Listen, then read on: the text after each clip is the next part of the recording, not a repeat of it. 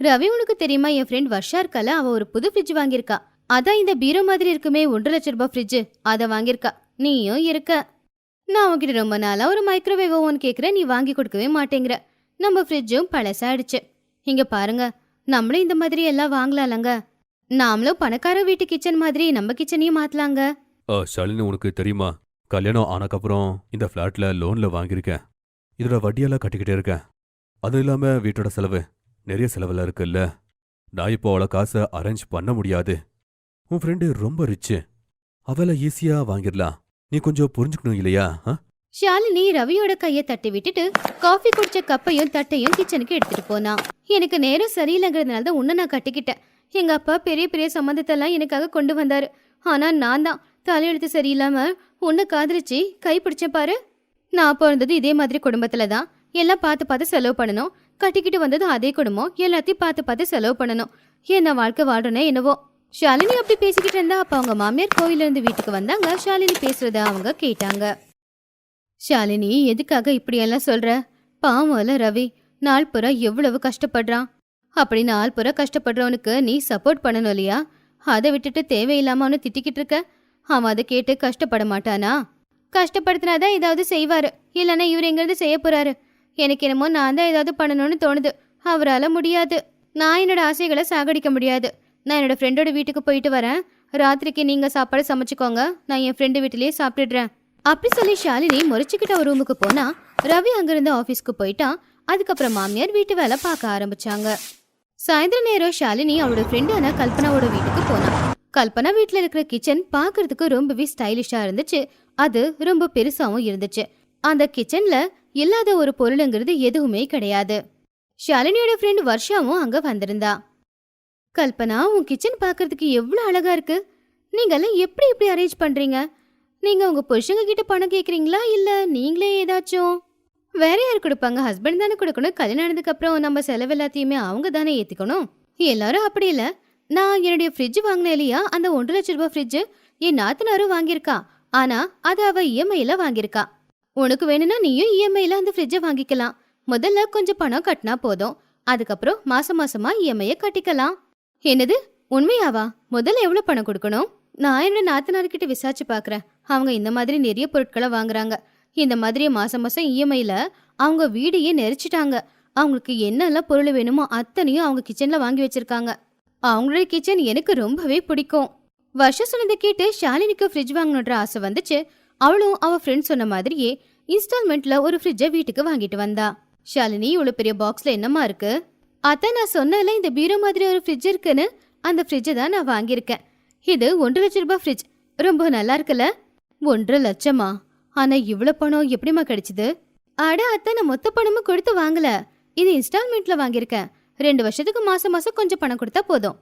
இப்ப இந்த ஃப்ரிட்ஜை என்னோட கிச்சனுக்குள்ள நான் கொண்டு போய் வைக்க போறேன். இதுக்குள்ள வைக்கிறதுக்கு அழகான பொருட்களையும் வாங்கணும். அப்படி அன்னையில இந்த ஷாலினி நிறைய பொருட்களை கிச்சனுக்காக இன்ஸ்டால்மெண்ட்ல வாங்க ஆரம்பிச்சா. இப்போ அவ அவளுடைய கிச்சனை பணக்கார வீட்டு கிச்சன் மாதிரி மாத்திக்கிட்டு இருந்தா. அப்படி அவ இன்னைக்கு ஃப்ரிட்ஜ், அதுக்கப்புறமா மைக்ரோவேவ் ஓவன், அப்புறம் ஃபுட் ப்ராசஸர், அப்புறம் தேவையான பொருட்களையும் வாங்கினா. இப்படி அவ நிறைய பொருட்களை வாங்கிக்கிட்டு இருந்தா. இன்னைக்கு அவ புதுசா ஒரு காஃபி மேக்கரை வீட்டுக்காக வாங்கி இருந்தா. அன்னைக்கு ரவி வீட்டுக்கு வந்தா. அந்த நேரத்துல ஷாலினியோட ஃப்ரெண்ட்ஸ் 2 பேரும் வீட்டுக்கு வந்திருந்தாங்க. ஷாலினி அவங்க கிட்ட கிச்சன்ல இருக்கிற எல்லா பொருட்களையும் காட்டினா. ஏன் புது காஃபி மேக்கரோட காஃபி எப்படி இருக்கு வர்ஷா, நீ சொல்லு. உண்மையிலே காஃபி மேக்கர்ல போட்ட காஃபி ரொம்பவே டேஸ்டியா இருக்கு. அப்புறம் உன்னோட கிச்சன் பார்க்க பணக்கார வீட்டு கிச்சன் மாதிரி இருக்கு. அப்புறம் உன்னுடைய கிச்சனை கொஞ்சம் மாடுலர் கிச்சனா மாத்திடு. அப்பதான் வாங்கின பொருட்கள் எல்லாமே உன் கிச்சனுக்கு ரொம்ப மேட்சா இருக்கும். கல்பனா சொல்றது உண்மைதான். நீ கல்பனாவோட கிச்சன் பார்த்திருக்கல, ஃபுல்லா மாடுலர் கிச்சன். எல்லாம் ஸ்டீல், வுட்டு, டோர்ஸ் எல்லாம் போட்டிருப்பாங்க. பார்க்கவே ரொம்பவும் அழகா இருக்கும். இதை பண்றதுக்கும் நிறைய பேர் இருக்காங்க. மொத்த பணமும் கொடுக்க வேண்டாம், கொஞ்சம் கொஞ்சமா பணத்தை கொடுத்துக்கலாம். இதுலயும் இஎம்ஐ ஆப்ஷன் தான் இருக்கு. அப்படியா? எவ்வளவு பணம் செலவாகும்? அது உன்னோட விருப்பம். நீ எப்படிலாம் சொல்றியோ அதை பொறுத்து. சொல்லப்போனா ஒரு 1,00,000 5 லட்சத்துக்குள்ள நம்ம அழகா பண்ணிக்கலாம். நான் வேணா தெரிஞ்சவங்க கிட்ட பேசுறேன். நான் கேரண்டி கொடுக்குறேன். கொஞ்சம் கொஞ்சம் பணமா நீ திரும்ப கொடுத்துரு. ஓகே, நான் டிசைட் பண்றேன். சரி, நீங்க காஃபி குடிங்க. நான் ஏர் ஃப்ரையர்ல பண்ண ஸ்நாக்ஸ் உங்களுக்காக செஞ்சு எடுத்துட்டு வரேன். ஷாலினி, ரவி ரொம்ப லேட்டா வந்திருக்கான். அவன் ரொம்பவே டென்ஷனா இருக்கான். என்னோட ரூம்ல உட்காந்துக்கிட்டு இருக்கான். அப்படியா? நான் போய் பாக்குறேன். என்னாச்சு ரவி? அம்மா சொன்னாங்க நீ ரொம்ப டென்ஷனா இருக்கியாமா? எங்க கம்பெனி மூடப்படுது. இது எங்களுக்கு கடைசி மந்த்து. நாங்க போறோம். அடுத்த மாசம் வேற இடத்துல நான் வேலையை தேடி ஆகணும். அட உன்னோட வேலை போயிடுச்சுன்னா அப்புறம் நீ மாசம் மாசம் எங்களுக்கு பணம் கொடுக்க மாட்டியா? இதனாலதான் உன்கிட்ட அடிக்கடி சொல்லிக்கிட்டு இருந்தேன், தேவையில்லாத செலவு எதுவும் பண்ணாதேன்னு. அதுக்கு தான் பெரியவங்க சொல்லுவாங்க, நம்ம கிட்ட என்ன இருக்கோ அதை வச்சு வாழ கத்துக்கணும்னு. கவலைப்படாதீங்க அத்தை, நான் இதை எல்லாத்தையுமே வித்துடுறேன். இதெல்லாம் எனக்கு பயன்படாத போது இதை வச்சு நான் என்ன பண்ண போறேன்? ரவிக்கு வேலையும் போக போகுது. இது எல்லாத்தையும் நான் வித்துட்டேனா அதுல கிடைக்கிற பணத்துல நம்ம வீட்டுக்கு தேவையான வேற ஏதாச்சும் வாங்கிக்கலாம். ஷாலினி அப்படி சொல்லிக்கிட்டு இருந்தா அப்ப அவரோட ஃப்ரெண்ட்ஸ் 2 பேரும் அங்க வந்தாங்க. அவங்க பேசிக்கிட்டு இருந்ததை அவங்க கேட்டாங்க. ஷாலினி, நீ என்ன பேசிக்கிட்டு இருக்க? நீ கவலைப்படாத, நீ எங்களுடைய ஃப்ரெண்டு. உனக்கு ஒரு கஷ்டம் வந்தா பார்த்துட்டு நாங்க சும்மா இருப்போமா? நீ இது எல்லாத்தையும் வாங்குறதுக்கு ஏதோ ஒரு வகையில நாங்களும் காரணம் தானே. அதுக்காக நான் உனக்கு பணம் கொடுக்குறேன் அப்படின்னு சொல்ல வரல. ஆனா நீ வேலைக்கு போலாம்ல. எனக்கு வேலை கொடுப்பீங்கன்னா சந்தோஷமா நான் உங்க 2 பேர் கூடவும் சேர்ந்து வேலை பார்ப்பேன். தேங்க்யூ கல்பனா, தேங்க்யூ வர்ஷா, நீங்க 2 பேரும் உண்மையான தோழிங்கடி. ஷாலினியோட கண்ணுல ஆனந்த கண்ணீர் வந்துச்சு. அவளோட ஃப்ரெண்ட்ஸால அவளுக்கு இன்னைக்கு தைரியமும் கிடைச்சிருந்துச்சு. அப்படி ஃப்ரெண்ட்ஸ் 2 பேரும் உதவி செஞ்சதுல ஷாலினி வேலைக்கு போனா கொஞ்சம் கொஞ்சமா சம்பாதிச்சு கடன் எல்லாத்தையுமே ஷாலினி தனியாவே அடைச்சிட்டா. இப்போ ஷாலினியோட குடும்பத்துல பண கஷ்டம் எதுவுமே இருக்கல. ஏன்னா ஷாலினி ரவி 2 பேரும் சேர்ந்து இப்ப வேலை செய்யறாங்க. இந்த கதை சுபத்ரா உடையது. சுபத்ரா கிராமத்துல இருக்காங்க. அவங்க புள்ள அகில் சிட்டியில இருந்தான்.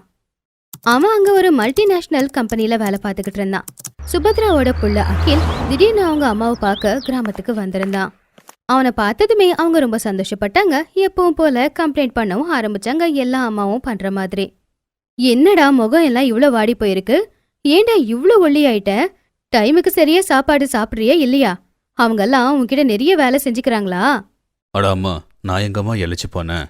அது என்னன்னு தெரியல, தன்னோட மக எல்லா அம்மாவுக்கு இழைச்ச மாதிரி தெரியுறா.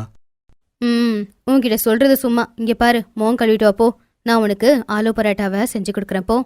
சுபத்ரா சமைக்கிறதுக்காக கிச்சனுக்குள்ள போகும்போது அகில் அவங்களுடைய கையை பிடிச்சு சோஃபால உட்கார வச்சுட்டு அதுக்கப்புறம் சொன்னா, அதெல்லாம் விடுமா, நான் உங்ககிட்ட இம்பார்ட்டண்டா ஒரு விஷயத்த பேசணும்.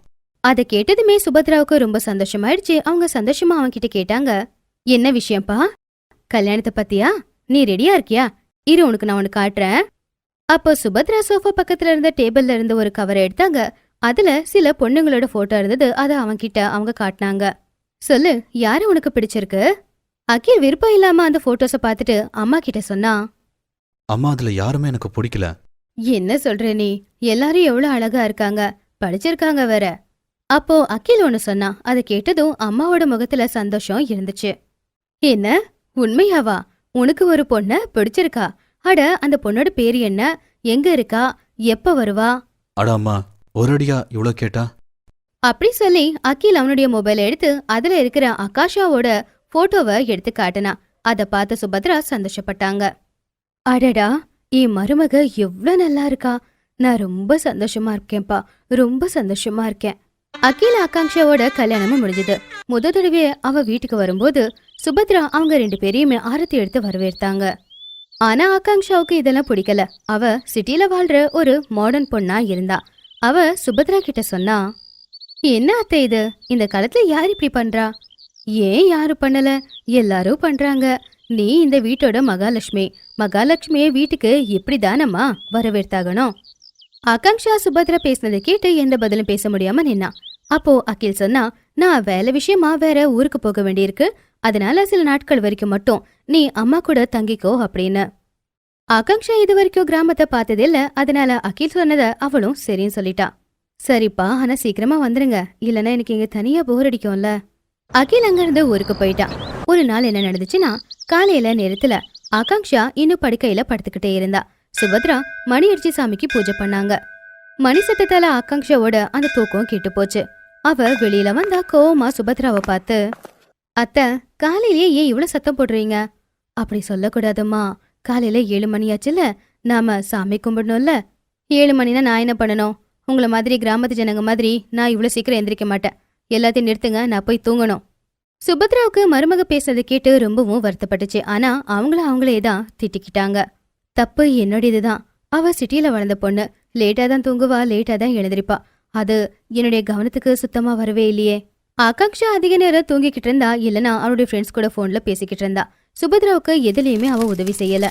ஆகாங்ஷா போன்ல பேசிக்கிட்டு இருக்கும்போது சுபத்ரா அவங்க வீட்டு மாட்டுக்கு சாப்பாடு கொடுத்தாங்க. அப்போ அந்த மாடு திடீர்னு கத்த ஆரம்பிச்சுது. அட சரி சரி, எதுக்காக இப்ப கத்துற? அதான் உனக்கு சாப்பாடு எடுத்துட்டு வந்துட்டேன்ல. சரி, வர கொஞ்சம் லேட் ஆயிடுச்சு. சரி சரி, தப்புதான். ஆனா என்ன பண்றது, எனக்கு இன்னைக்கு முட்டியெல்லாம் ரொம்ப வலி. எனக்கும் வயசாகுதுல்ல. ஆகாங்ஷா போன் பேசிக்கிட்டு இருக்கும்போது அந்த மாடு கத்துற சத்தத்தை கேட்டு அந்த பக்கம் இருந்தவங்க கேட்டாங்க. அட, என்ன ஆகாங்ஷா, நீ டெல்லியில தான் இருக்கிறியா? அந்த சத்தம் என்னது? அட, என்ன சொல்றது, இது கிராமம் தானே. அப்போ மாடு எருமை கத்துற சத்தம் தானே நமக்கு கேட்கும். சரி, நான் உன்கிட்ட அப்புறமா பேசுறேன். ஆகாங்ஷா போனை கட் பண்ணிட்டு நேரா சுபத்ரா கிட்ட போனா. என்ன அத்தை நீங்க, உங்களுக்கெல்லாம் கொஞ்சம் கூட அறிவே இருக்காதா? நான் போன்ல பேசிக்கிட்டு இருக்கேன் என் ஃப்ரெண்டு கூட, ஆனா இந்த மாடு இப்படி கத்துது. அவங்க எல்லாரும் என்ன எப்படி கிண்டல் பண்றாங்க தெரியுமா? எனக்கு தொந்தரவு கொடுக்கணும்ன்றது உங்களுக்கு பிடிச்சிருக்குல்ல? அட, ஏமா இப்படியெல்லாம் பேசுற? உனக்கு நான் ஏமா தொந்தரவு கொடுக்க போறேன்? நாம பேசுறது இந்த மாடுங்களுக்கு எப்படி புரியும்? அவனுக்கு பசி எடுத்துச்சு, பாவம் வாயிருக்கிற ஜீவனா அவன் பசிக்குது அப்படின்னு கேக்குறதுக்கு. அது விலங்கு தானே. ஆனா நீங்க விலங்கு இல்லல்ல. நல்லா கேளுங்க, நான் போன்ல பேசிக்கிட்டு இருக்கும்போது ஒண்ணு இந்த மாடு இங்க இருக்க கூடாது, இல்லனா நான் இந்த வீட்டை விட்டு வெளியில போயிடுவேன். அட, என் வாழ்க்கையை இப்படி நரகமாக்கிட்டீங்களே. சுபத்ரா அந்த கேள்விக்கு எதுவும் பதில் சொல்லல.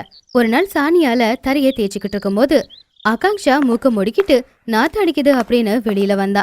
அப்போ அங்க நடக்கிறத பார்த்து அவ, அட அத்தை, என்ன இது, வீடு முழுக்க இந்த நாத்தம் தான் அடிச்சுக்கிட்டு இருக்கு.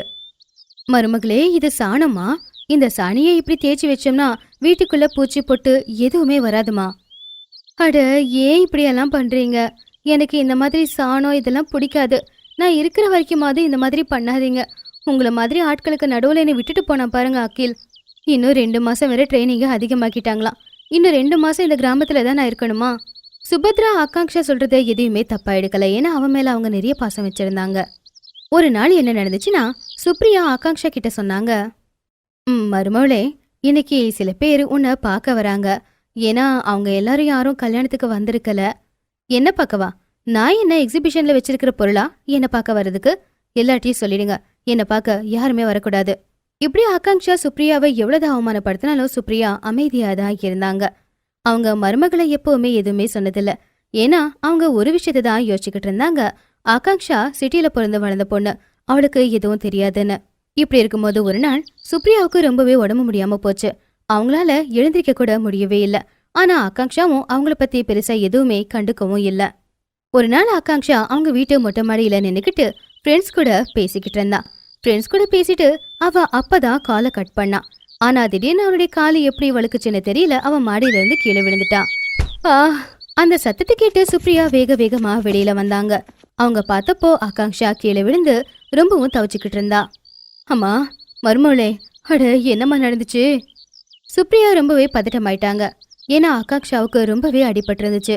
ஹாஸ்பிட்டல் இங்க இருந்து 4 கிலோமீட்டர் தூரம் இருந்துச்சு. அப்பதான் மாட்டு வண்டியோட ஞாபகம் அவங்களுக்கு வந்துச்சு. சுப்ரியா 2 மாட்டையும் அவங்களுடைய மாட்டு வண்டியில கட்டினாங்க. ஆகாங்ஷாவை தூக்கி வண்டியில போட்டாங்க. அதுக்கப்புறம் அவங்களே மாட்டு வண்டியை ஓட்டிக்கிட்டு ஹாஸ்பிட்டலுக்கு கூட்டிட்டு போனாங்க. போ போ, சீக்கிரமா போ, என் மருமகளை சீக்கிரமா ஹாஸ்பிட்டலுக்கு கூட்டிட்டு போகணும். அப்படி அவங்க வேக வேகமா ஹாஸ்பிட்டலுக்கு போனாங்க.